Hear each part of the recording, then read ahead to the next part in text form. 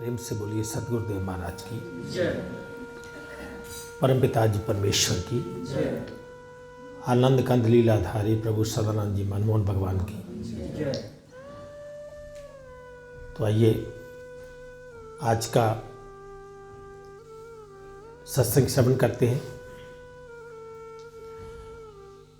जैसा कि हम सब जानते हैं कि ये जो मानव तन है इस पूरी सृष्टि का सर्वश्रेष्ठ तन है,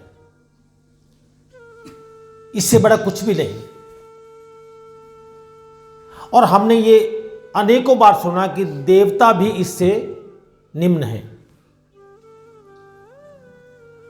अर्थात मानव तन देवताओं से भी श्रेष्ठ है, इसमें कोई संदेह होना नहीं चाहिए। कम से कम ज्ञान वालों को तो कदापि नहीं। परंतु अगर देखा जाए तो इसी मानव तन में जो मानव तन हमको केवल परमात्मा की प्राप्ति के लिए मिला, जो मानव तन हमको केवल और केवल परमात्मा की प्राप्ति के लिए मिला,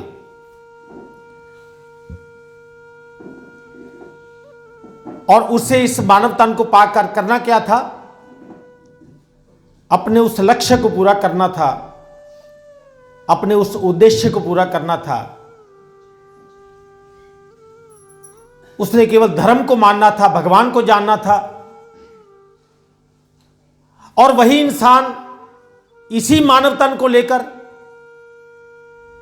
वो करने लगा या वो कहने लगा जिसका धर्म से कोई लेन देन नहीं है। और तो और जिन धर्म ग्रंथों में धर्म की चर्चा है उनको अपने अनुसार ढालने लगा,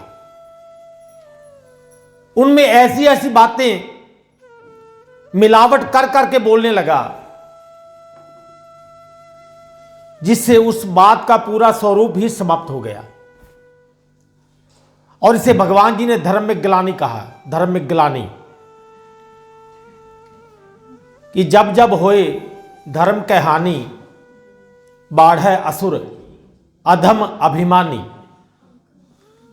कि जब जब धर्म में हानि होगी, असुर बढ़ेंगे, अभिमानी बढ़ेंगे, अधर्मी बढ़ेंगे, तो तब तब मैं खुद आऊंगा इसी अपनी मायावी सृष्टि में लोगों को यह बताने कि वास्तव में ऐसा मार्ग नहीं है, यह मार्ग है। धर्म हमारा निजी विधान है, हमारा अपना निजी विधान, उन्मुक्त, जो हमें उन्मुक्त करता है, हमें मुक्ति की ओर लेके चलता है। और हम अपने ही बनाए हुए बंधन में ऐसा फंसते हैं कि धर्म का वो स्वरूप मानने लगते हैं जो कभी था ही नहीं।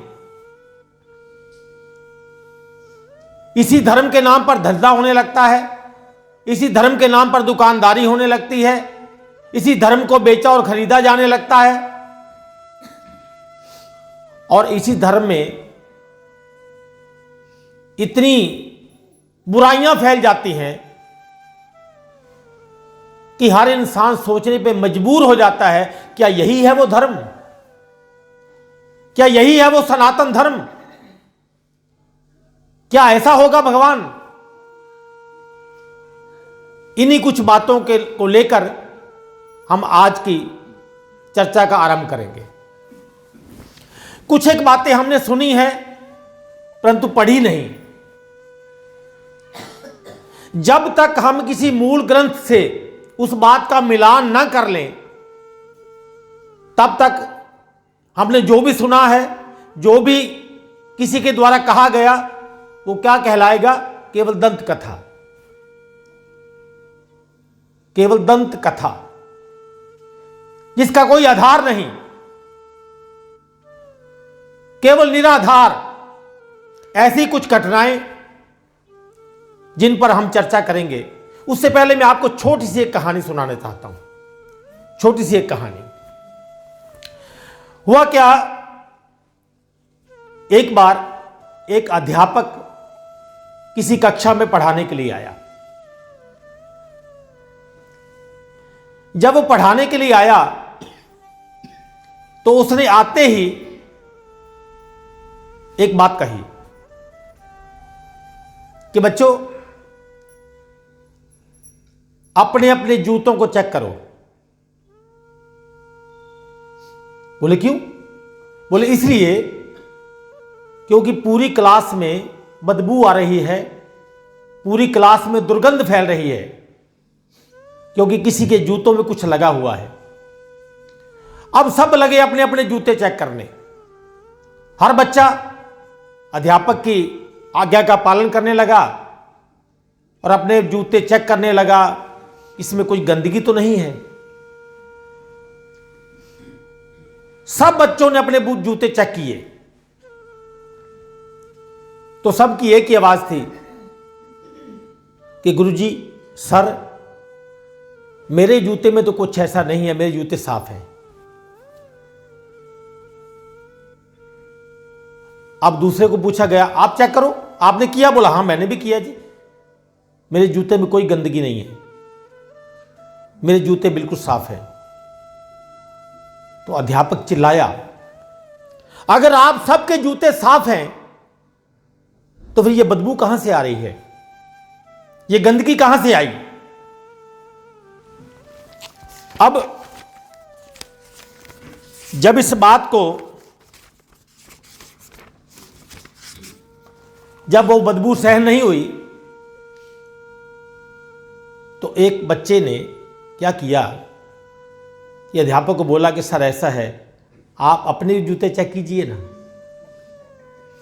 कहीं ऐसा ना हो कि वो बदबू या दुर्गंध आपके जूतों से आ रही हो।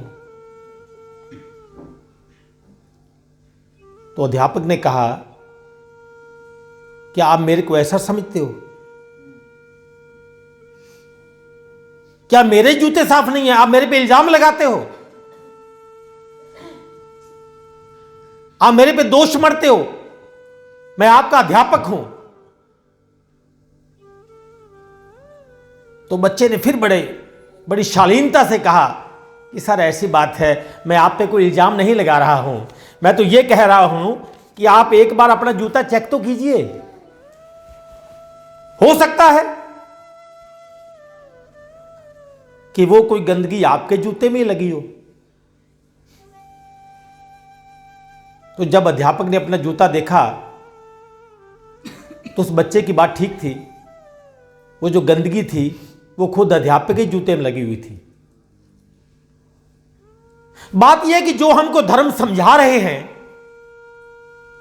वो संसार में शोर मचाते हैं, आप ये करो तो आप वो करो, ये आत्मा, एक आत्मा होती है, एक परमात्मा होता है, एक जीव होता है, ऐसा लिखा है।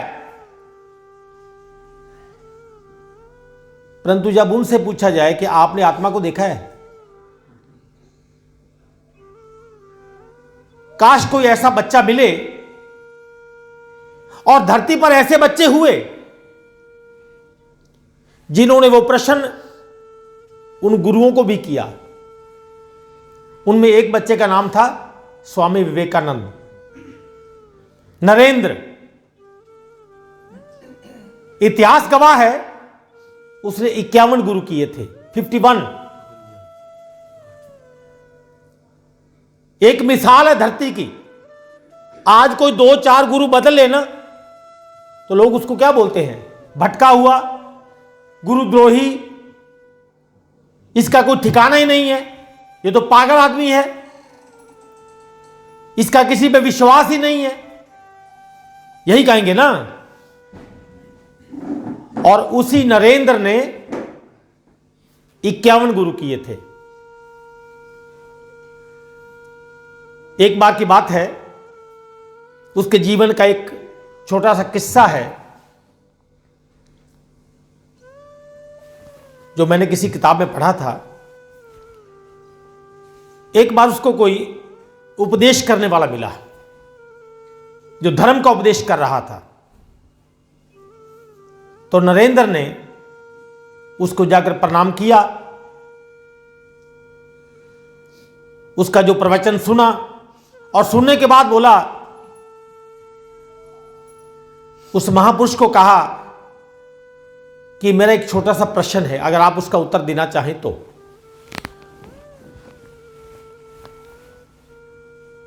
उन्होंने कहा, हां कहिए ना, आपका क्या प्रश्न है। तो उसी नरेंद्र ने कहा कि मेरा प्रश्न यह है कि संत की पहचान क्या है, कि फला आदमी संत है। आज हम क्या संत किसको मानते हैं? हम आज संत समाज जो है, संसार संत किसको मानता है? जिसने भगवा चोला पहना हो, गेरुआ वस्त्र धारण किए हो, एक टीका लगाया हो, बाल बढ़ाए हो, जटाजूट रखा हो, यही है ना संत? यही है ना? तो नरेंद्र ने पूछा कि हे महापुरुष, आपने जिस चोले को धारण किया हुआ है, जिन वस्त्रों को आपने धारण किया है, वो मुझे प्रेरित करते हैं कि मुझे आपसे धर्म का प्रश्न करना चाहिए। बोले हां, तो मैं आपसे प्रश्न करता हूं कि संत की पहचान क्या है, कि फला आदमी संत है। तो अब उन्होंने उत्तर दिया। अब उस उत्तर को आप भी सुनिए। उत्तर क्या था कि देखो बेटा, ऐसा है, संत नाम है उस व्यक्ति का, संत नाम है उस इंसान का, संत नाम है उस महापुरुष का, जिसको मान लो 4 रोटी की भूख है। 4 रोटी की भूख है, 3 मिली, कोई बात नहीं। 2 मिली, कोई बात नहीं। 2 भी नहीं मिली, 1 मिली, कोई बात नहीं। 1 भी नहीं मिली, पानी पिया, सो गया। अब सोने के लिए अच्छा बेड मिला, अच्छा गद्दा मिला, अच्छा तकिया मिला, तो भी ठीक है। अच्छा तकिया नहीं मिला, केवल चारपाई मिली, तो भी ठीक है। और अगर चारपाई भी नहीं मिली, केवल जमीन मिली, तो भी ठीक है। परंतु इन सारे हालातों में वो अपने मालिक का गुणगान जरूर करेगा। यह है संत की पहचान। अब जब नरेंद्र ने इस बात को सुना तो उन्होंने कहा, अभी कुछ बाकी है या पूरी हो गई? बोला नहीं, अभी पूरी हुई नहीं, होगी। बोले क्या? बोले ऐसा है कि हर हाल में वो संतुष्ट रहता है, हर हाल में वो संतुष्ट रहेगा। ये संत की पहचान है।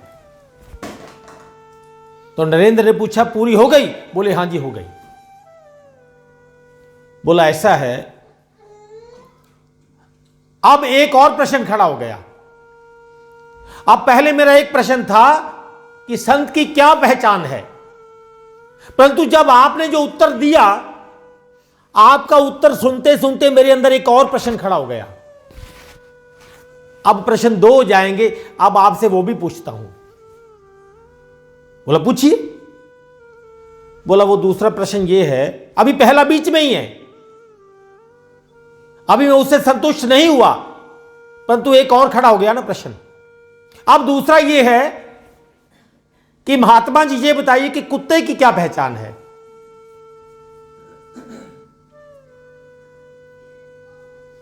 तो उन्होंने कहा, आप ये मुझसे क्यों पूछ रहे हैं? आपने मुझसे पूछा कि संत की क्या पहचान है, मैंने आपको पहचान बताई। अब आप सीधा कुत्ते पे ही आ गए, तो कुत्ते की पहचान मैं क्या जानूं भाई?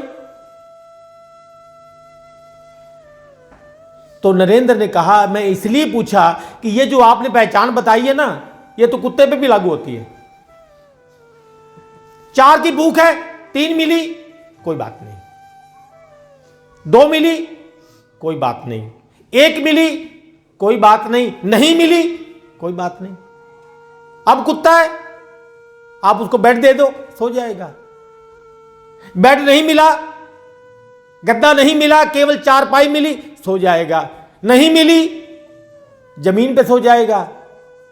और हर हाल में वो अपने मालिक का वफादार रहेगा। ये पहचान तो कुत्ते की भी है। तो महात्मन, मैंने आपसे संत की पहचान पूछी थी, अभी आपने मुझे संत की पहचान नहीं बताई है। क्योंकि संत की पहचान तो केवल संत ही जानता है, जिसके बारे में श्री राम जी ने शबरी से कहा, माता शबरी से कहा कि प्रथम भक्ति संतन कर संगहा, कि है शबरी, अगर भक्ति को जानना है ना, अगर भक्ति को जानना है, भक्त बनना है, तो भक्ति कहां से शुरुआत होगी? संतों के संग से। क्योंकि संत ही भगवान को दिखा सकता है, पर संत भगवान को जानता है। और ऐसा गुरबाणी में भी आता है कि संत संग अंतर प्रभ डीठा, नाम प्रभु का लागा मीठा। जब संत के पास गया तो भगवान देख लिया। प्रभ डीठा, प्रभु सुना नहीं कहा, प्रभु बताया नहीं कहा, प्रभ डीठा, नाम प्रभु का लागा, तब मेरे को प्रभु का नाम मीठा लगने लगा। तो इसका अर्थ यह हुआ कि पहले मीठा नहीं लगता था ना, पहले मन भागता था। किसके नाम से? प्रभु के नाम से। और कहां जुड़ता था? संसार के नाम से। आपको आज तक संसारी कोई ऐसा नहीं मिला होगा जिसने आपको यह कहा हो। हां, ये कहने वाले बहुत मिले होंगे, मैं जी भजन पे बैठता हूं, ध्यान पे बैठता हूं, जाप पे बैठता हूं, पाठ पे बैठता हूं, आरती पे खड़ा होता हूं, मेरा मन नहीं लगता। ये बहुत मिले होंगे, परंतु ये कोई नहीं मिला होगा जो ये कहता हो, देखो जी जब दुकान पे नोट गिनता हूं मेरा मन ही नहीं लगता। मन लगता ही नहीं है पैसे गिनने में, ऐसा एक भी नहीं मिला होगा। परंतु ज्ञान के बाद आपको ऐसे अनेकों मिल जाएंगे जो कहते हैं अब काम में मन नहीं लगता है, अब भगवान में मन लगता है, क्योंकि अब मैं भगवान वाला हो गया हूं। अब मैं संसार वाला नहीं हूं, मैं भगवान वाला हो गया हूं। अब मन भगवान में लगता है। पहचान किसकी? भगवान की। जानता कौन? संत। और जो भगवान की पहचान जानता है वो आपको भगवान से जोड़ भी सकता है। तो जब अध्यापक ने देखा कि गंदगी तो मेरे ही जूते में है और मैं इनको उपदेश दिए जा रहा हूं, और आपने देखा होगा जिन अध्यापकों के जूतों में गंदगी लगी थी ना, आज वही अंदर पड़े हैं जो लोगों को उपदेश करते थे ना। और ऐसी कुछ गंदगियों के बारे में, ऐसी कुछ बुराइयों के बारे में, चलो गंदगी शब्द तो थोड़ा बुरा है, इसे थोड़ा छोटा शब्द है बुराई, उस पर हम आज चर्चा करेंगे। और ये हमारे किसी गुरु भाई का प्रश्न है जो उन्होंने मेरे को परसों किया था, तो मैंने कहा था मैं इसका उत्तर ढूंढूंगा, क्योंकि इसका उत्तर लंबा है, तो आज उसका उत्तर देने जा रहा हूं। आपने ये बात अनेकों बार सुनी होगी, अनेकों बार, कि द्रौपदी के 5 पति थे। सुना है ना? द्रौपदी के 5 पति थे। अच्छा, मान लो आज किसी के 5 पति हो तो क्या बोलेंगे हम उसको? सोचने वाली बात है ना। आज किसी के एक से दूसरे के साथ संबंध हो ना, या तीसरे के साथ ही हो जाए, तो हम उसको क्या बोलते हैं? तो हम बोलते हैं द्रौपदी के 5 पति थे। तो मैंने भी महाभारत ढूंढा, देखते हैं भाई 5 थे भी कि नहीं, या लोगों ने ऐसे बना दिया। और मुझे यह पढ़कर बड़ी हैरानी हुई कि द्रौपदी का एक ही पति था, एक ही पति। अब हुआ क्या था, लोगों में यह अफवाह फैल गई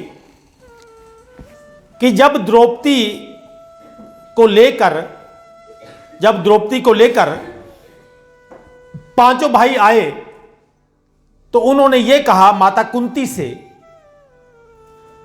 कि मां, हमें भिक्षा में कुछ मिला है। आपने यही कहानी सुनी है ना, कि पांचों भाई आए तो माता कुंती से कहा कि माता, हमें भिक्षा में कुछ मिला है। तो माता कुंती ने बिना देखे यह बोल दिया कि जो मिला है आपस में बांट लो। और फिर उसके द्रौपदी के 5 पति हो गए। यही सुना हमने ना, जबकि यह केवल काल्पनिक स्टोरी है, मिथ्या है, झूठ, केवल औरत के नाम को बदनाम करने की एक कहानी।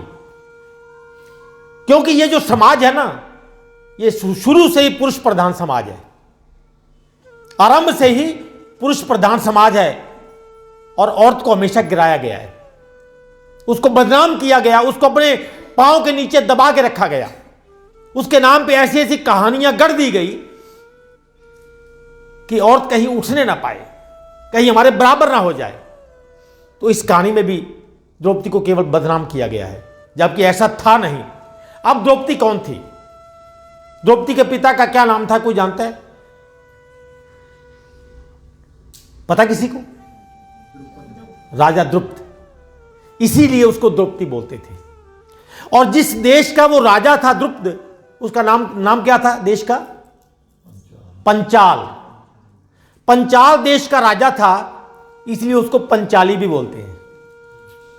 पंचाली अर्थात पंचाल देश की राजकुमारी।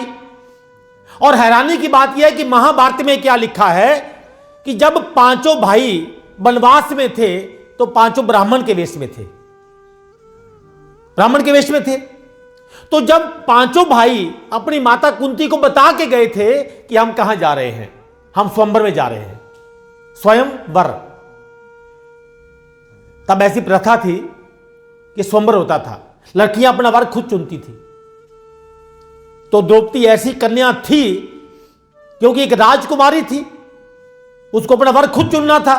तो उसने देश में ऐलान करवा दिया कि जो ये मछली की आंख में तीर मार देगा वो मेरा पति होगा, या वो जिससे चाहेगा वो मेरी शादी करवा सकता है, वो मेरे को जीत लेगा, मतलब स्वयंवर में मेरे को जीत लेगा वो।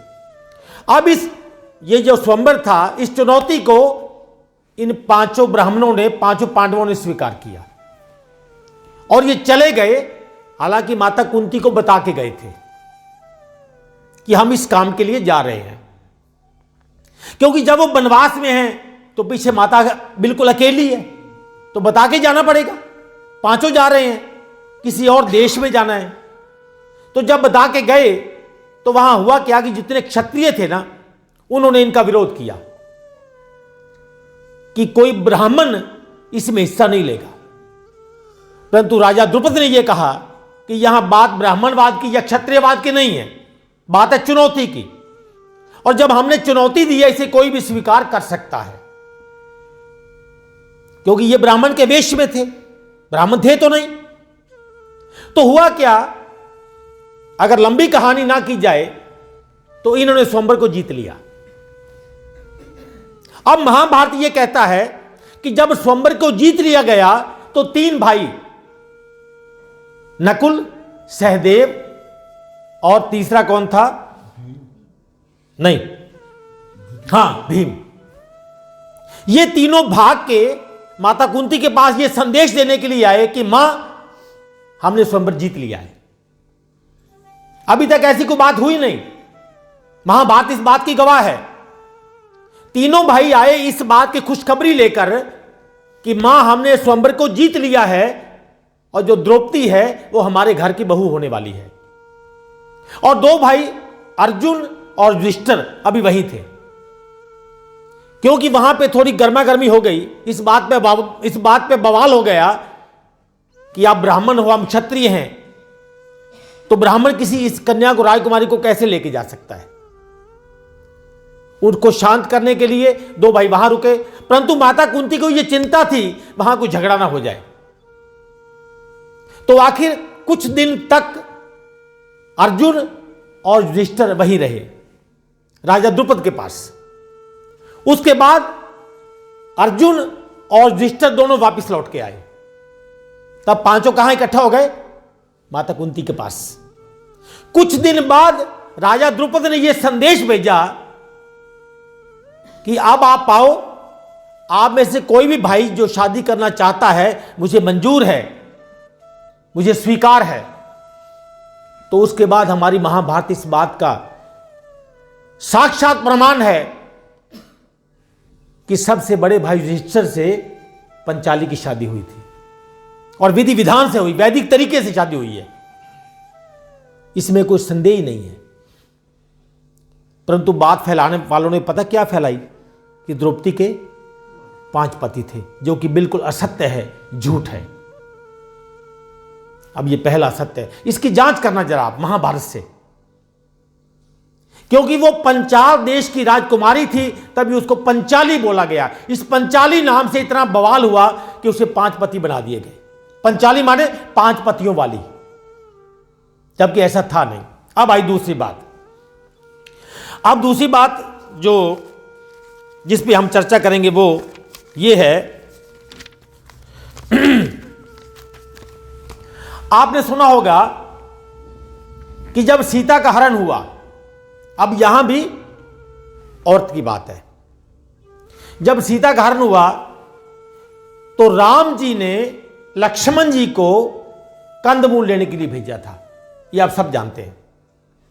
और पीछे जब लक्ष्मण चला गया तो माता सीता को बोले कि ये सीते, अब लक्ष्मण चला गया है, मैं आपसे कुछ बात करना चाहता हूं। मेरे पास रामायण पड़ी है, इस बात से प्रमाण दूंगा, पूरा प्रमाण दूंगा इस बात से कि औरत को समाज ने कितना नीचे गिराया कि कहीं औरत उठने ना पाए।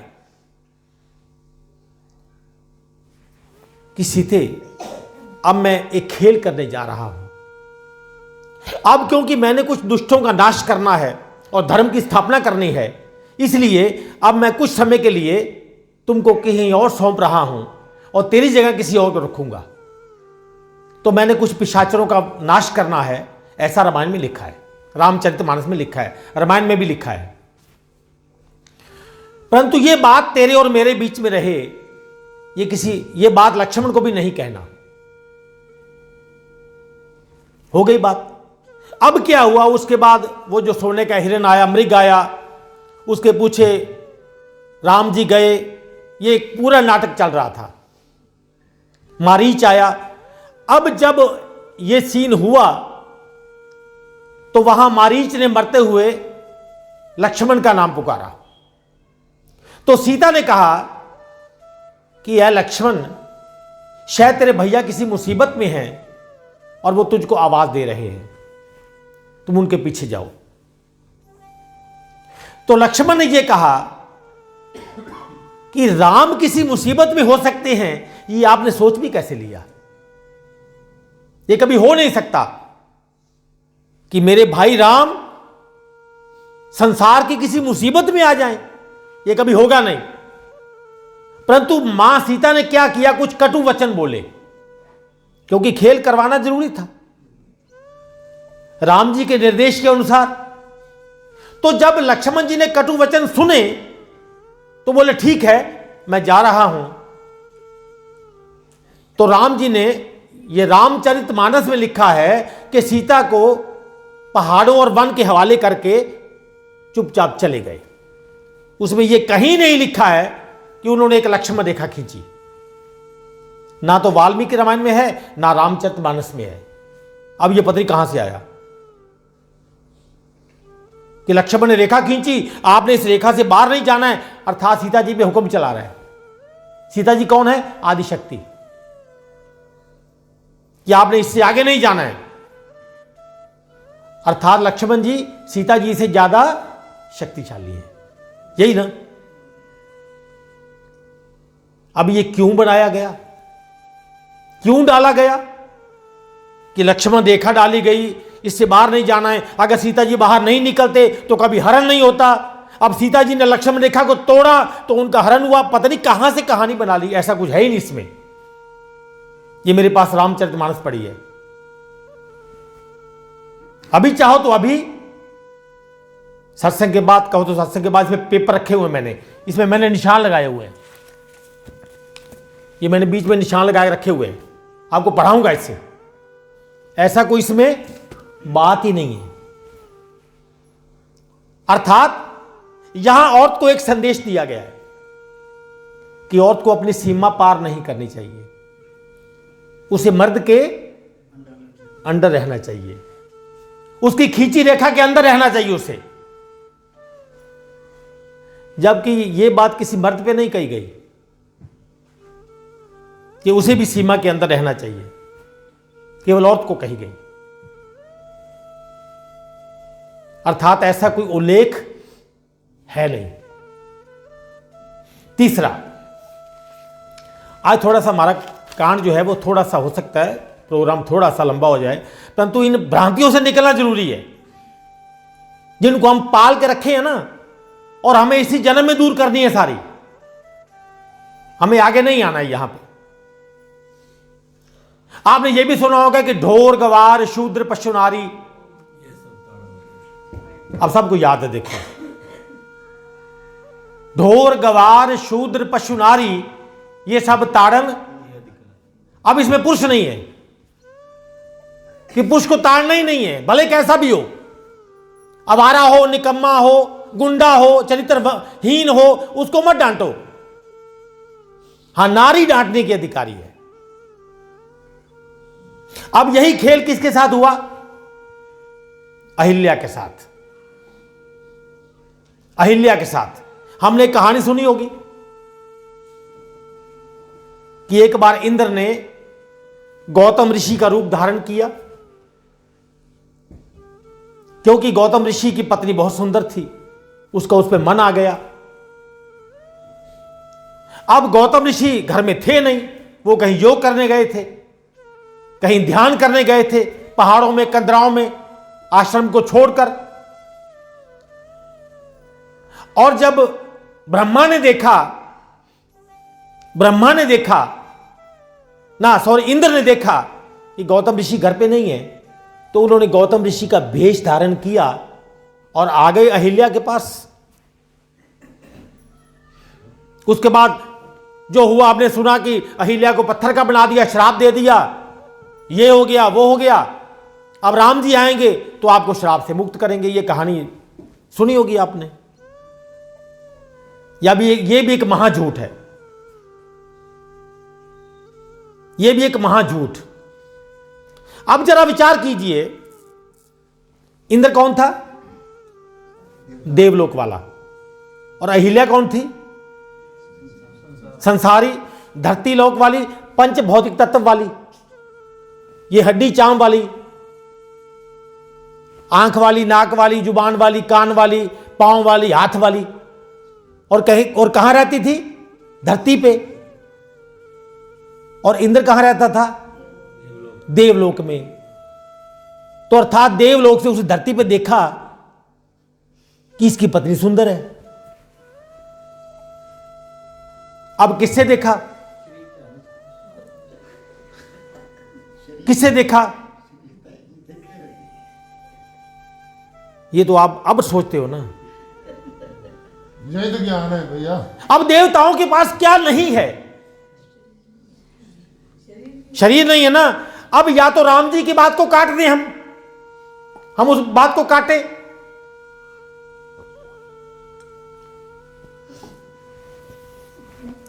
प्रेम से बोलिए सतगुरुदेव महाराज की, परम पिताजी परमेश्वर की।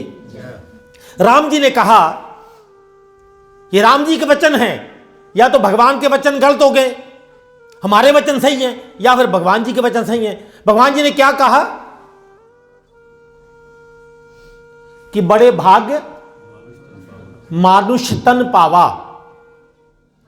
सुर दुर्लभ ग्रंथ ही सब गावा। अब राम जी को भी ग्रंथों का सहारा लेना पड़ रहा है। क्या? कि ये जो मानुष तन है, ये बहुत भाग्य से मिलता है। और देवता जो हैं, इस मानव जन्म के लिए तरसते हैं।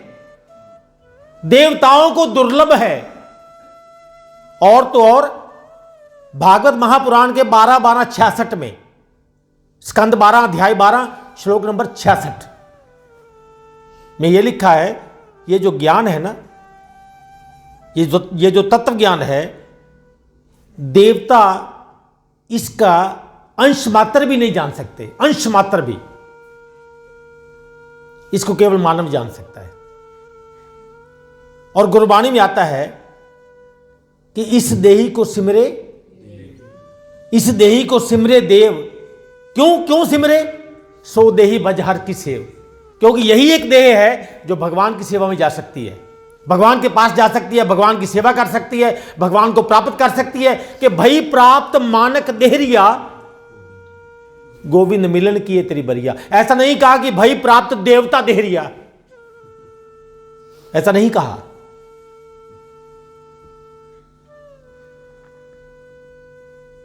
देवता को क्या दुर्लभ है? मानव तन। और इंद्र ने आराम से धारण कर लिया कि चलो मानव बन जाओ। बड़ा आसान लगा उसको मानव बनना। और मानव बनो और करो क्या? अब देवता मानव बनना क्यों चाहते हैं? मानव बन के क्या करेंगे? क्योंकि देवताओं को पता चल गया कि मानव तन ही एक ऐसा तन है जिसके द्वारा भगवान को पाया जा सकता है। अब इस बात का क्या देवराज इंद्र को पता नहीं था, जो देवताओं का राजा है? जब देवता जानते हैं तो क्या देवताओं का राजा नहीं जानेगा? अब जिस कानून का आपको पता है, क्या प्रधानमंत्री मोदी को पता नहीं होगा? वो तो राजा है हमारा, है ना? तो देवराज इंद्र अब मनुष्य बनने जा रहा है, तो किसके लिए? विषय के लिए, विकार के लिए। सोचने वाली बात, सोचने वाली बात है ना। इंद्र जी धरती पे आ रहे हैं क्या करने? विकार पूरा करने, अपना काम पूरा करने आ रहे हैं। और हमने स्वीकार कर लिया, हां बिल्कुल ठीक है जी, इंद्र तो बहुत बुरा है जी। हमने मान लिया कि इंसान बनना देवताओं की चुटकी का खेल है। चलो जी बन जाओ गौतम ऋषि। हाँ बन गया बस। तो किससे पूछ के बना? अपनी मर्जी से। टोटल दंत कथा। देवताओं के पास यही तो मुश्किल मामला है उनका। क्योंकि देवता योनि क्या है? कर्म योनि के भोग योनि? अब भोग योनि वाला कर्म पे आ रहा है। भोग योनि वाला कर्म करने जा रहा है। क्या कर्म? सबसे बड़ा कर्म, मानव बनने जा रहा है वो। क्योंकि स्वर्ग या नरक दोनों भोग योनि है। एक मानव को छोड़कर जितने भी योनियां हैं सब भोग योनियां हैं। एक मानव योनि है जो अपना उत्थान पे जा सकती है, या अपने कल्याण पे जा सकती है, या पतन पे जा सकती है। और एक बात और कहूंगा,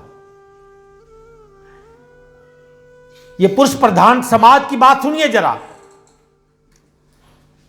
जब आदमी की शादी हुई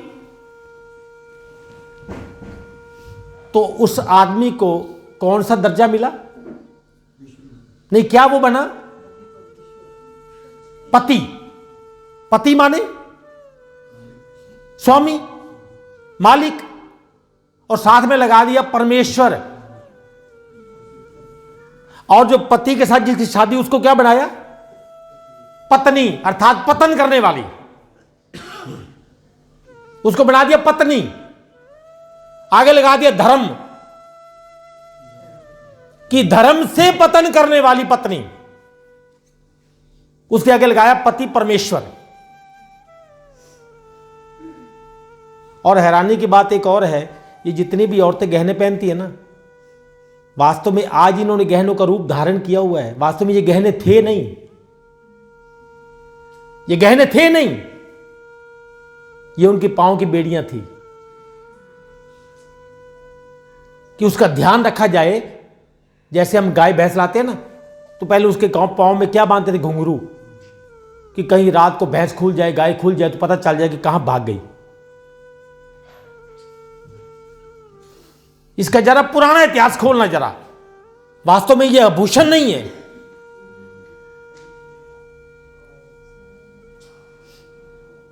ये वास्तव में बेड़ियां हैं। जो औरत को पहनाई जाती थी। और तो और मैं यहां बोल नहीं सकता वो, अगर मैं कुरान शरीफ की बात खोल दूं ना तो मेरे को शर्म आएगी बोलने के लिए भी वो, कि सूरा 2 अल बकरा के 222 में आप पढ़ना कुरान शरीफ में क्या लिखा है औरत के बारे में। कभी आपको पढ़ाऊंगा, कभी हदीस पढ़ना। और तो और क्या लिखा गया कि जो ब्रह्मा है ना वो अपनी पुत्री पे मोहित हो गया था। ब्रह्मा अपनी पुत्री पे मोहित हो गया। विचार करने वाली बात है। और वो कौन थी पुत्री? हम उसको बोलते हैं सरस्वती, जबकि हम थोड़ा सा उल्टा नाम बोलते हैं, नाम है सरस्वती।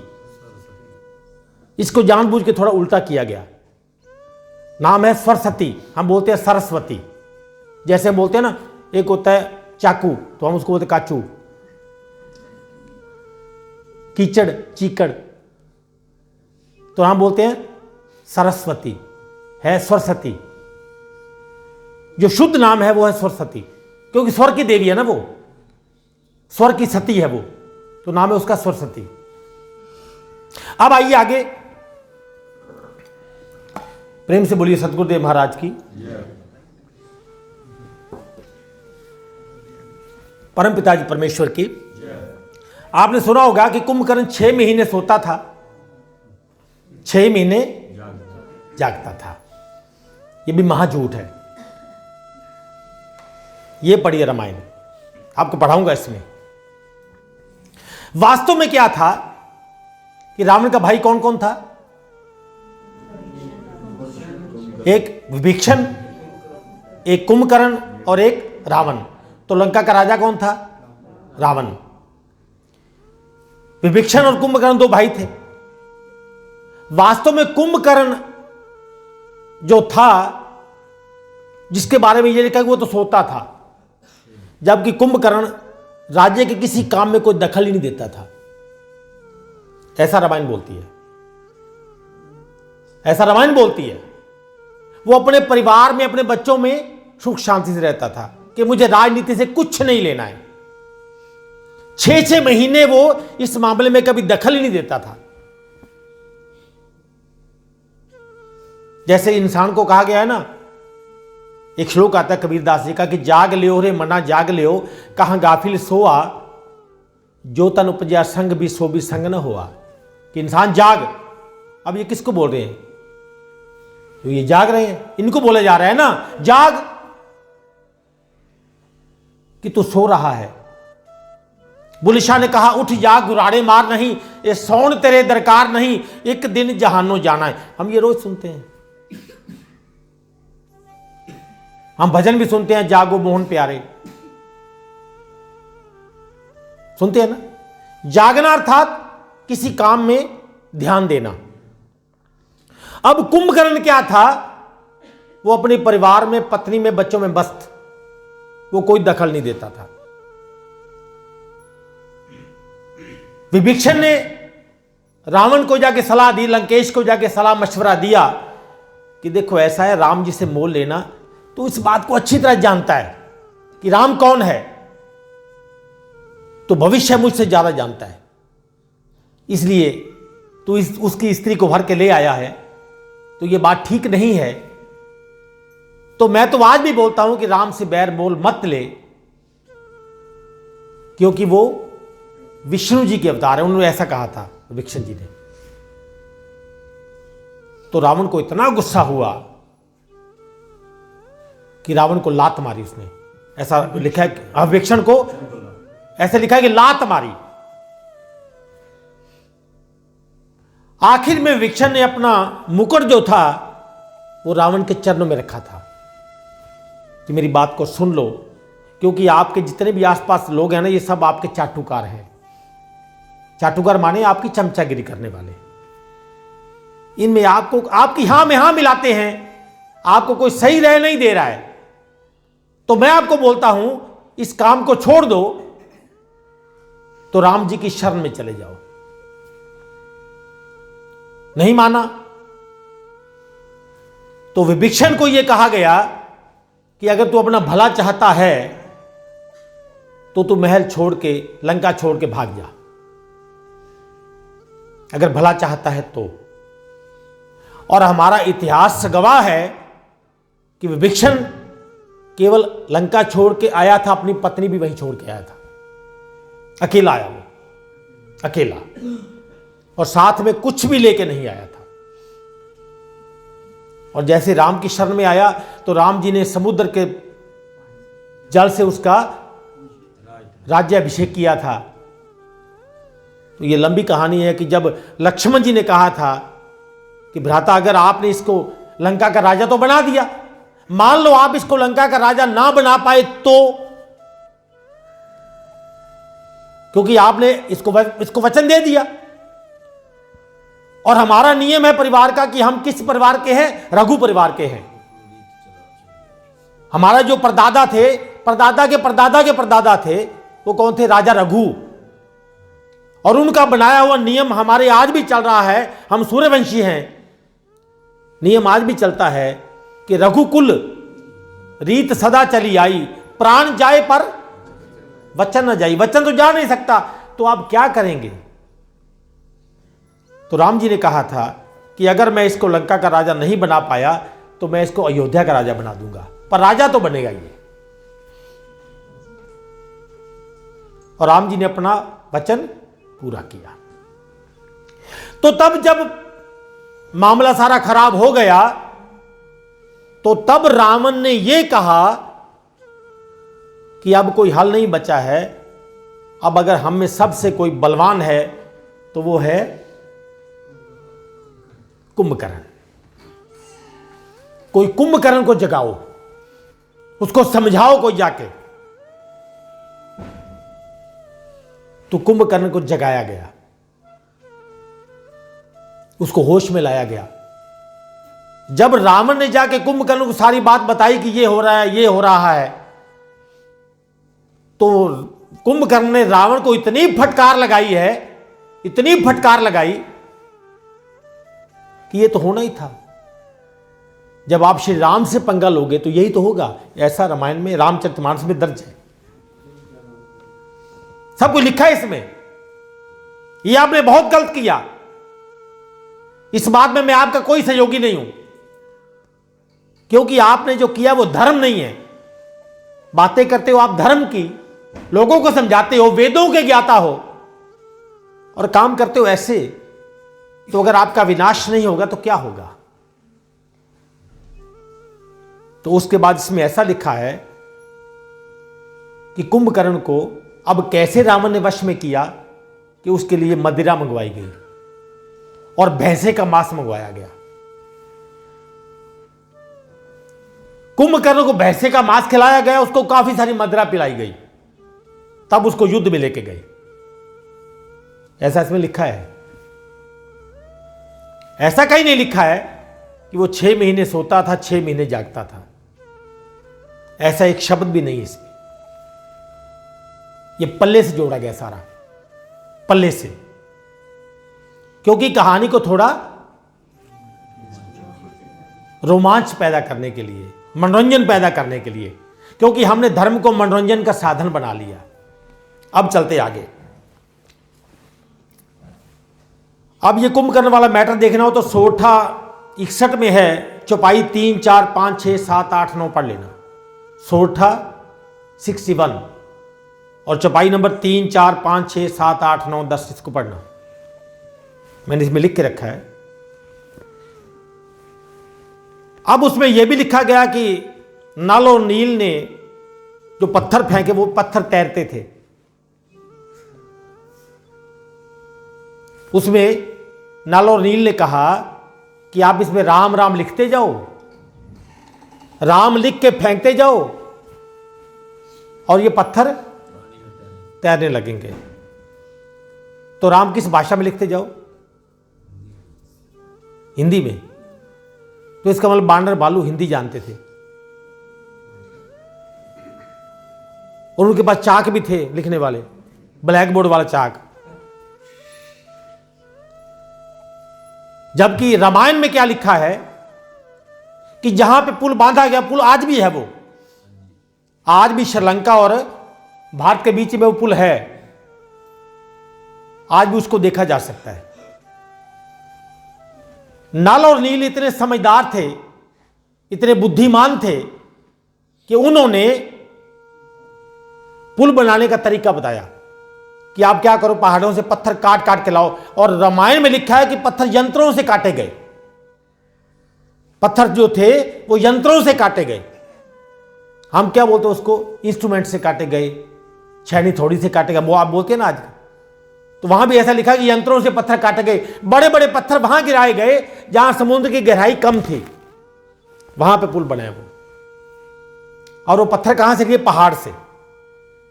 ऐसा कहीं लिखा ही नहीं है कि वो कुछ तैरने वाले पत्थर थे। ये भी हमने अपने पल्ले से बनाया। अब क्या क्या मसाले हमने मिलाए इसमें, क्या क्या मसाले मिलाए कि कहानी को कुछ इंटरेस्टिंग बनाया जाए। अब इंटरेस्टिंग क्यों बनाया जाए? कारण क्या था? कारण यह था कि ज्ञान तो हम जानते नहीं। हमने राम जी को भगवान तो सिद्ध करना है, परंतु ज्ञान के आधार पर नहीं करना, लीला के आधार पर करना है, चमत्कार के आधार पर ज्ञान परमात्मा सिद्ध करना है उसको। जो हमने राम जी के साथ किया वही हमने कृष्ण जी के साथ किया।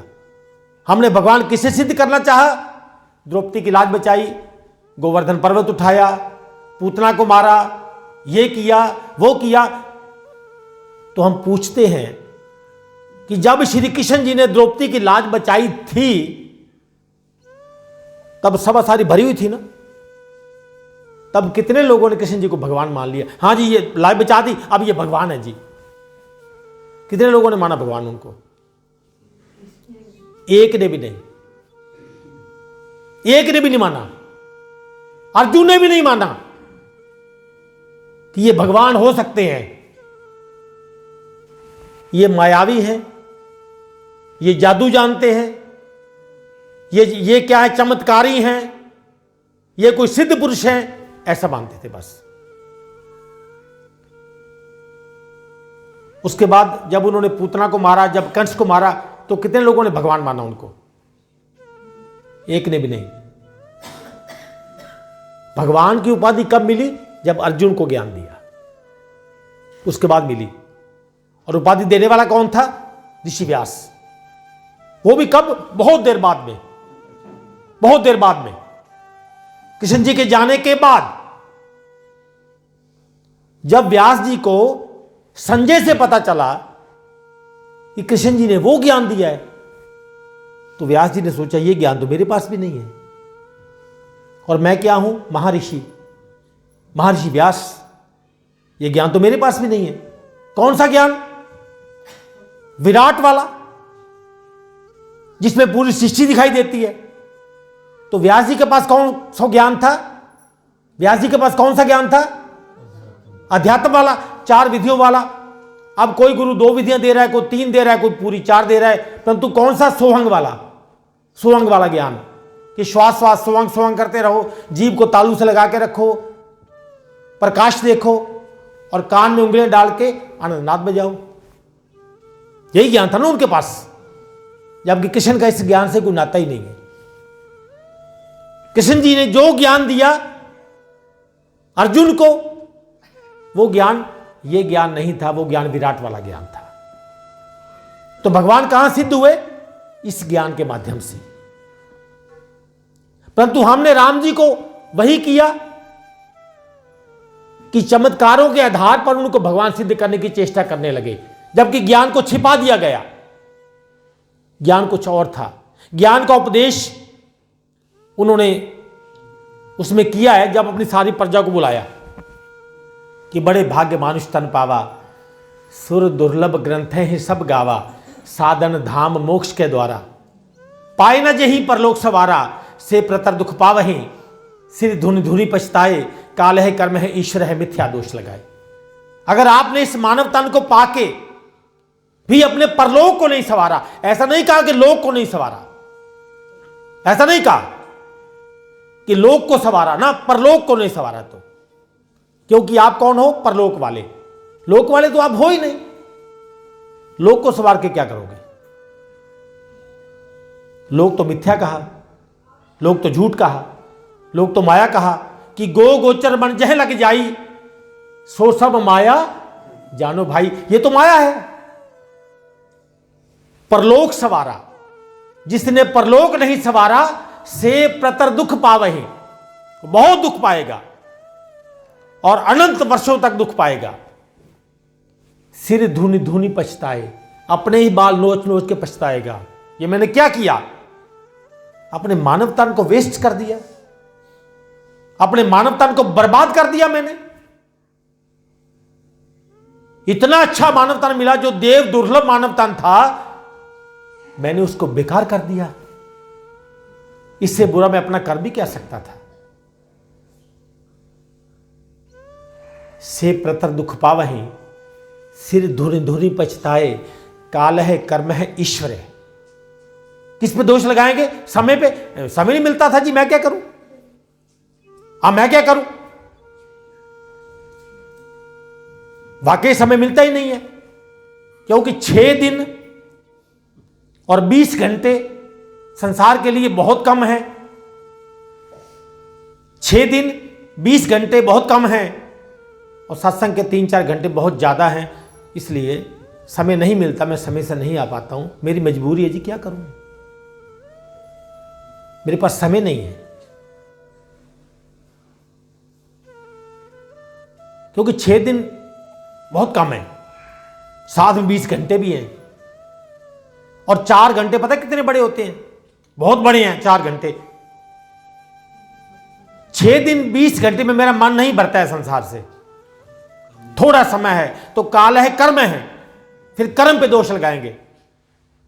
मेरे को परमात्मा ने फंसाया ही ऐसा, मैं करूं क्या? किसने फंसाया? परमात्मा ने। यह नहीं कहेगा मैंने अपने आप को फंसाया ना। किसने फंसाया? परमात्मा ने। कोई आदमी मकान बना रहा था, बड़ा सुंदर है। कोई आदमी निकला, भाई साहब आपकी है? हाँ जी बस जी बना रहे हैं। कितना पैसा लगाओगे? बोला लगा देंगे 2 करोड़। ये पत्थर बड़ा सुंदर है। बोला हाँ जी इटली से आया जी। ये ईंटें तो बहुत कमाल की हैं जी। बोला फ्रांस से आई हैं जी। बिजली का सामान इंग्लैंड से आया है। ये वहां से आया है, वो यहां से आया, वो यहां से आया है। लगा गिनवाने। मैंने कहा चीज बनानी अच्छी बनाऊंगा, रोज थोड़ी बनाना मकान, कोई अच्छा बनाऊंगा।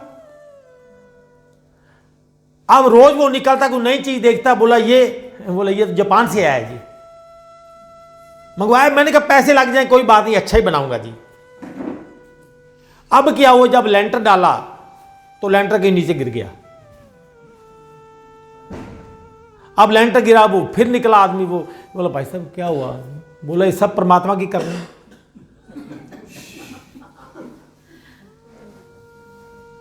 अब उसके आगे जोर थोड़ी है, उसने गिरा दिया। बोला भाई साहब हद हो गई एक बात की। अब महीना हो गया मेरे को यहां से निकलते हुए, आपने कहा ये मैं कर रहा हूं, ये भी मैं कर रहा हूं, ये भी मैं कर रहा हूं। अब जब गिराने आया तो वो आ गया, जब गिरा तो नाम उसका। तो काल है कर्म है ईश्वर है। मिथ्या झूठा दोष लगा रहा है, झूठा। जबकि मानव तन किसके लिए मिला था? केवल भगवान के लिए, केवल, किसी और काम के लिए मिला ही नहीं था, किसी और उद्देश्य के लिए मिला ही नहीं था। और वेस्ट किसने किया? खुद ने। कि नरतन पाए विषय बन दे ही, कि नरतन पाके किसको मान दिया? विषयों को देना किसको था? भगवान को। नरतन पाए विषय बन दे ही, पलट सुधा ते 60 विष ले ही। अरे मूर्ख आदमी, मधु को छोड़कर, शहद को छोड़ के विष ले रहा है, जहर ले रहा है। इससे बड़ा तू अपना पतन और करेगा भी क्या? इससे बड़ा पतन और नहीं कर पाएगा तू। चलिए आगे चलते हैं। प्रेम से बोलिए सतगुरुदेव महाराज की, परम पिताजी परमेश्वर की। अब एक और बात,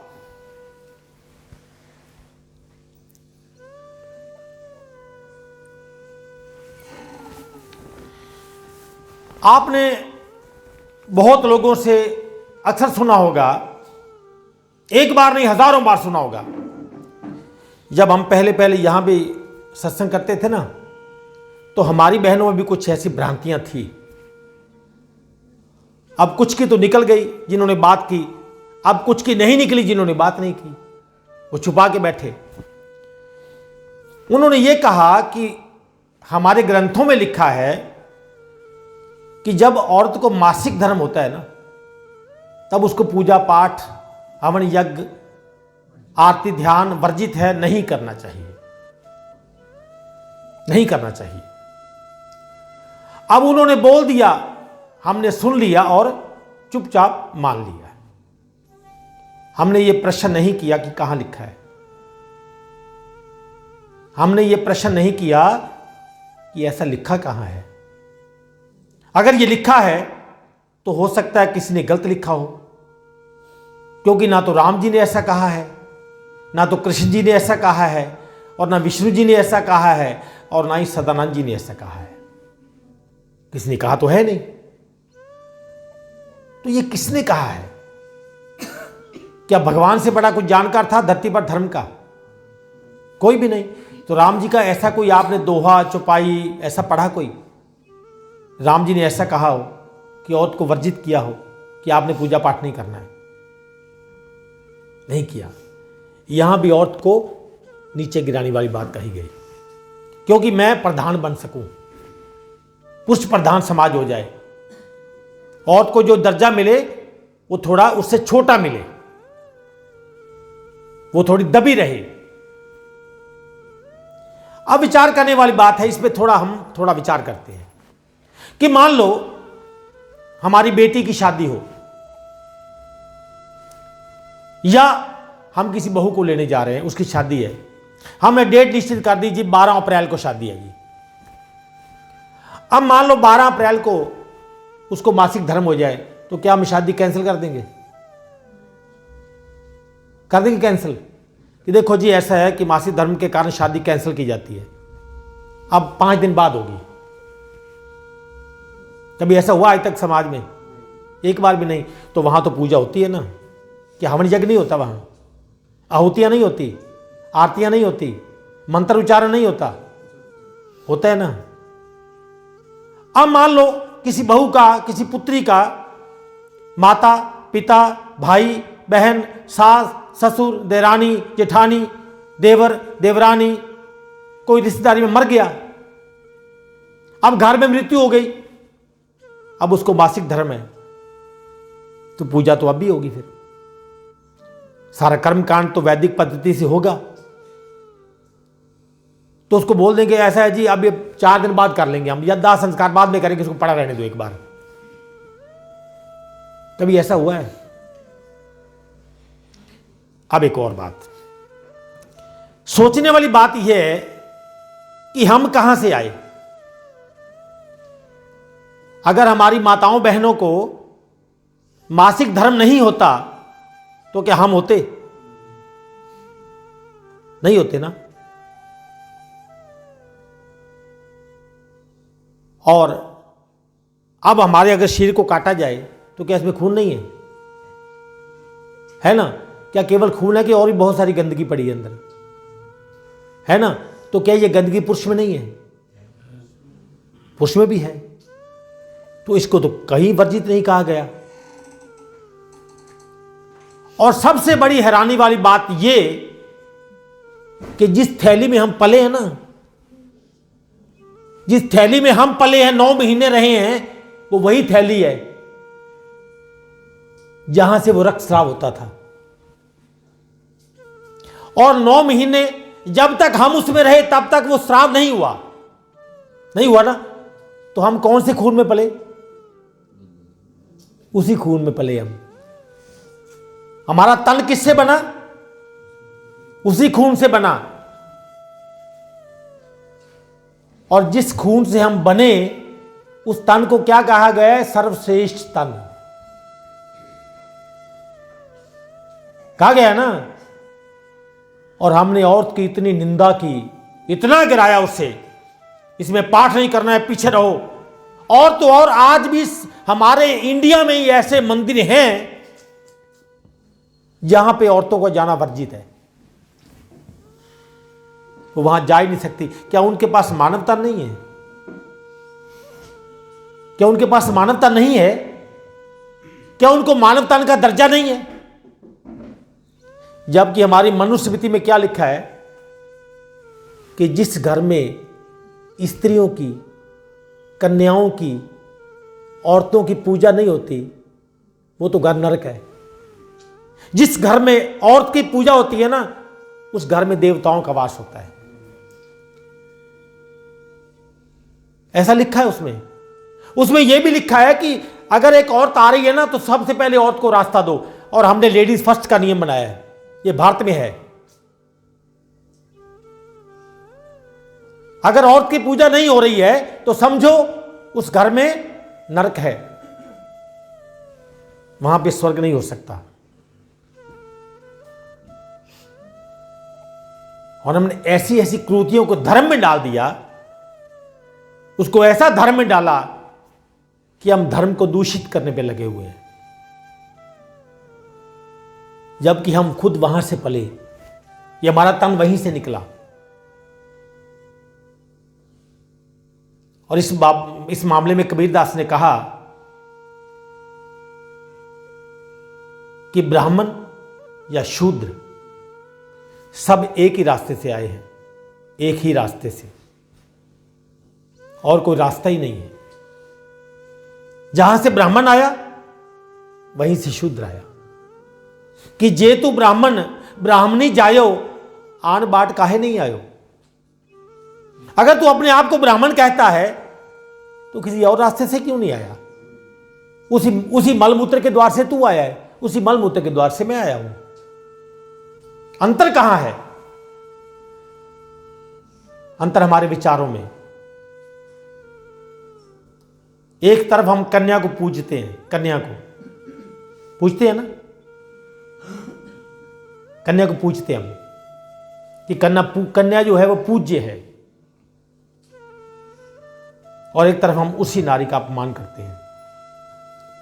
किसी घर में लड़की पैदा हो जाए, जरा सोच के देखना, किसी घर में लड़की पैदा हो जाए तो आपको फोन आएगा तो क्या बोलेंगे? क्या मतलब कौन आया? यही कहेंगे ना, हाँ जी लक्ष्मी आ गई, यही कहेंगे ना। अच्छा मान लो लड़का हो जाए तो क्या बोलेंगे? आ गया बदमाश। कभी किसी ने कहा है कि आ गया नारायण? कभी किसी ने कहा है?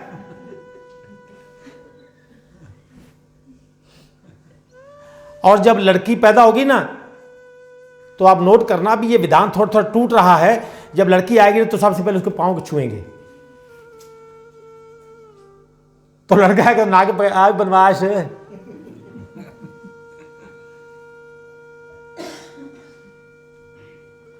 हमें शास्त्रों की बात को मानना है। हां, हमारे शास्त्रों में कुछ मिलावट हुई, इसमें कोई संदेह नहीं है।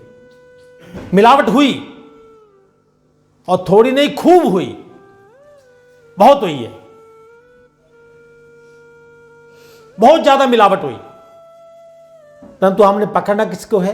ज्ञान को। हमने ज्ञान को पकड़ना है, हमने इतिहास को नहीं पकड़ना। इतिहास में बहुत सी मिलावट हो सकती है, परंतु ज्ञान में मिलावट करने वाला कोई पैदा ही नहीं हुआ है। क्योंकि ज्ञान हमारा निजी विधान है, ज्ञान हमारा वो जीवन है जो हम अपने साथ लेके आए हैं। हमारे पास आज भी है, कल भी था, और आगे भी रहने वाला है। कि धर्म क्या है?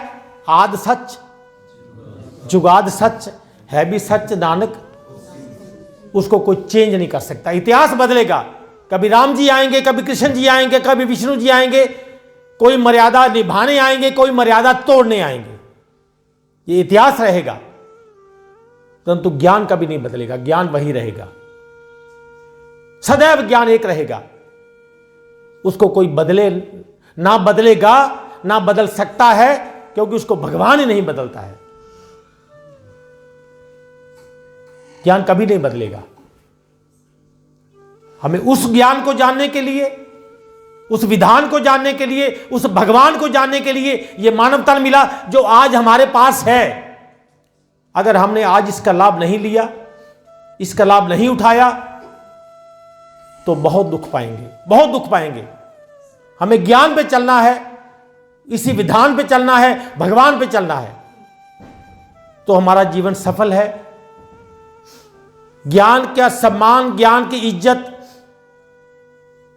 हो सकता है कि आपके रहते ना हो, परंतु जाने के बाद हो सकता है कि यहां जो हम बैठे हैं ना, यहां जो बैठे हैं ना हम, इसकी मिट्टी लेने भी लोग आए कि थोड़ी सी कहीं मिल जाए ना मिट्टी, घर में रखूंगा थोड़ा, क्योंकि वहां कभी ज्ञान की बात हुई थी। किस ज्ञान की? तत्व ज्ञान की।